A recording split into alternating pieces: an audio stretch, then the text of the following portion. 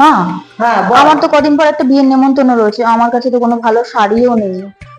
কেন, তোর বৌদির তো রিসেন্ট বিয়ে হলো, চল তোর বৌদির কাছে অনেক শাড়ি আছে, চলো দেখি। চল। শোনো বৌমা, হ্যাঁ মা, বলুন। ওর একটা বিয়ের নেমন্তন্ন পড়েছে, আর তুমি তো বিয়েতে অনেক শাড়ি পেয়েছো, ওকে একটু শাড়িগুলো দাও দেখি। হ্যাঁ দিচ্ছি, দাঁড়ান।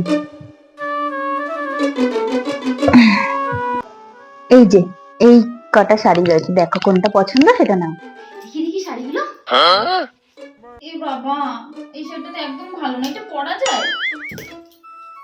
সেটা কি বিয়ে বাড়িতে পরার মতো বলো? এ বাবা, এটা তো আরোই জঘন্য। এই শাড়িটা তো আমরা আমাদের বাড়ির কাজের লোককেও দেই না মা। কি গো বৌমা, তুমি বিয়েতে কত ভালো ভালো শাড়ি পেয়েছো, সেগুলো বের করো। ঠিক আছে, দেখছি আর কি ভালো শাড়ি আছে। এই দুটো শাড়ি দেখতে পারো।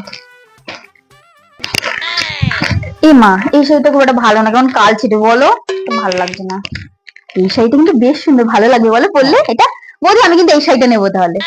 এই শাড়িটা পছন্দ হয়েছে? হ্যাঁ হ্যাঁ, নিয়ে নিও। আসলে এই শাড়িটা তো আমাকে বিয়েতে আমার মাসি দিয়েছিল। আর একটু আগে জানি কি বলছিলে, এই শাড়িটা নাকি তোমরা তোমাদের বাড়ির কাজের লোককেও দাও না। আসলে মা, এই শাড়িটা তো আমাকে আপনার বোন মানে আমার মাসি শাশুড়ি আমায় বউ ভাতে দিয়েছিল। নতুন বইয়ে তো চ্যাটাং চ্যাটাং কথা রে বাবা। এই, তোরা শাড়ি নিতে হবে না, চল তো।